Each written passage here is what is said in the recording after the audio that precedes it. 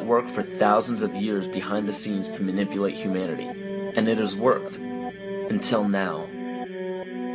It's very easy for any system of thought, religious or otherwise, that comes along. It's very easy to play on that, to play on our insecurities, to assure us all is well, we'll all be taken care of. We lap that up. So don't blame religion. Blame our own insecurities, which has allowed religion to flourish, and which has allowed so many systems of thought that are disempowering to flourish throughout human history. That's why we can't get out of it.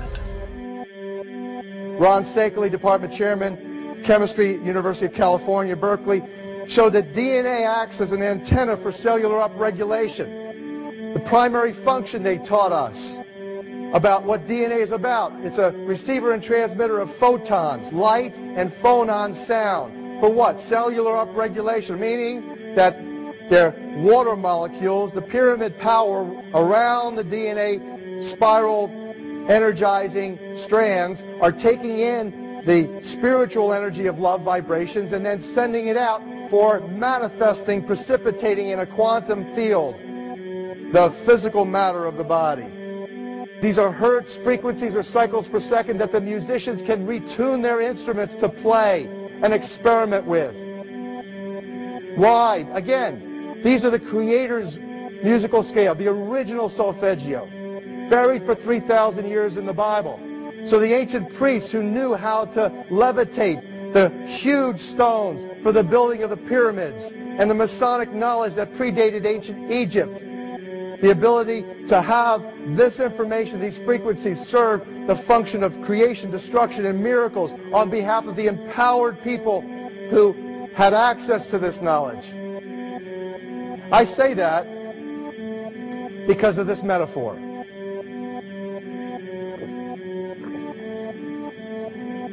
This is the difference between the power of our Creator and anything else, particularly evil. That you can go into a pitch black room full of evil, full of darkness, and light a little candle, and instantly that darkness flees. But you can't do the opposite.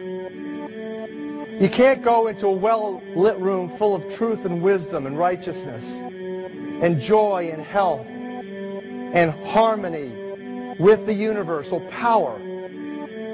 You can't take any amount of darkness and go into that well-lit room and have any effect whatsoever.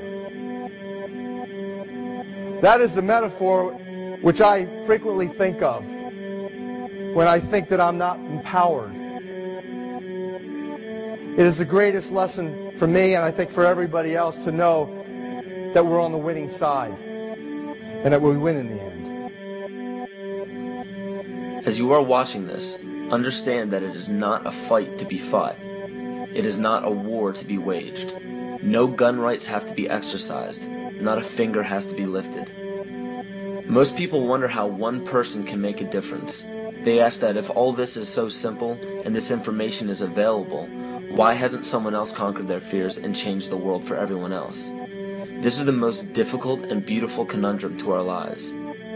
Your reality affects you and only you. Your curiosity has led you to this genre of information to serve a very specific purpose in your life. To understand visually how the universe is truly a hologram, a math professor at Yale University developed the formula that is plugged into a computer program. Named after him, the Mandelbrot set shows a seemingly disorganized pattern. But no matter how far you zoom into the design, you will always find the same pattern within the whole pattern. Each fractal, broken down infinitely, will always reflect the whole. When one fractal changes its pattern, the sum total of the whole pattern changes along with it. This exemplifies that the whole world does not need to be awoken. There is no race to inform the 6 billion people on this planet of this message. It is only important that you, personally, learn to conquer your innermost fears and learn to love. When you see your fears for what they are and master your emotions, then, and only then, will you truly be free.